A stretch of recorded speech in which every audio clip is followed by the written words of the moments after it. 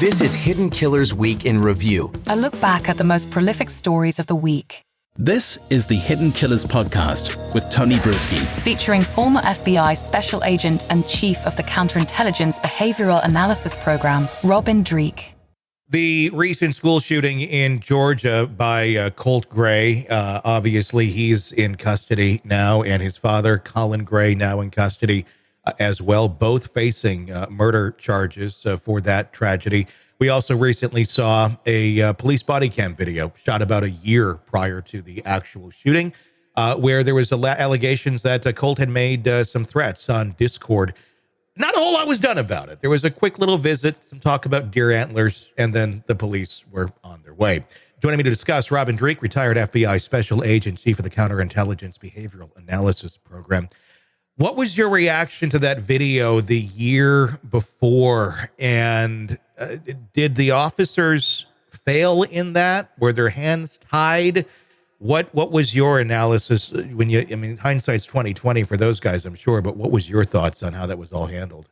Every time we deal with a case that deals with kids that are lost, it just tears me up. Yeah.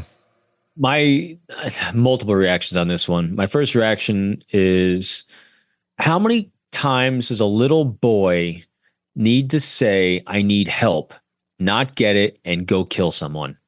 Yeah. It keeps happening. I'm working on another book right now, and one of the themes in it is red flags. Yeah. How many red flags? Because this is just another horrendous case of, we don't need to sit back with a 30,000 optic lens looking at, so where are the red flags? He told us. He said he's in pain, he needs help, and he didn't get it. Yep. In law enforcement, they don't have the tools to do more than they did. You can't arrest someone. We talked about this before. In cases like this, we need a new process. Mm-hmm. We need a process where when someone says, I need help, they get help. And part of that help is no firearms. Firearms are now illegal to you in your life because you are under mental duress, you're under mental care, whatever. And then accountability for everyone in that house, same way. Because with the laws that were in place, you're right. It's a tragedy because there was nothing else law enforcement could do because there's nothing else to do. Yeah. It's just.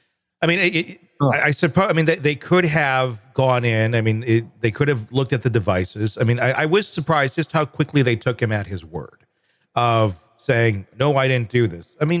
They could have gotten a warrant to go look at some of this stuff. But the reality as well is, and this is not an excuse, but the reality is schools get threats all the time. And people make threats online, and trying to weigh what's serious and what's not clearly hasn't worked very well because we miss a lot of what is serious. I think we're entering, or at least I hope we're entering, a world now where all of them are taken very seriously and not just, well, we talked to him for a few minutes and turns out it wasn't quite credible. I think anytime you make a threat like this, it's like going to the airport and making a threat. It's serious. It is what you made the threat. There's no walking it back now. Now you're going to face the consequences of your actions. Yeah. Again, going back, because I got Gavin DeBecker on my mind, because I just finished that book up. Threats are a great time to intercede because threats aren't actions yet. Mm-hmm. Threats are the red flags. And when you get that, that's time to move in because then you still have time to do something about it. And we've done such a good job reacting to these things, which is really great, but sad at the same time. And even in this case, the mother called in and they had a 30-minute heads up. Wrong student. It was such a similar name. What's the probability of that? They did a great job of moving in as soon as they had the threat. The mother calls in and it could have been stopped, but similar name. Oh my gosh. But was that handled well? Even similarly, so we're looking for the kid. We want to go talk to you get the threat alert, put police by the doors immediately. It should have been into lockdown right away. And even while you're trying to figure this stuff out, but there's this, disconnect, I think, with so many folks where, number one, people, when we're talking about the kid itself, when kids need help, the parents need to admit that their kid needs help. I think a lot of parents want to admit that half of the time because, their little Susie's or Jimmy's perfect. And then also, well, it's not going to happen here. It's just another, it's another threat. But, we're going to go talk to the kid. No, boom. It's like pulling a fire alarm is how that should be handled. Not let's kind of quiet. Let's like lock down now. Just stop. Because what is it going to hurt? Kids are already terrorized. We're already giving them the shooter drills in school every year. So they're already kind of ready for it. Might as well, employ what they've learned so we can prevent these sort of things from happening. I know we say it every time, but I'm hoping this is the turning point. I hope so. You cannot get more fine-tuned. I mean, we keep fine-tuned. This school did, it was as fine-tuned as you possibly could be for reacting.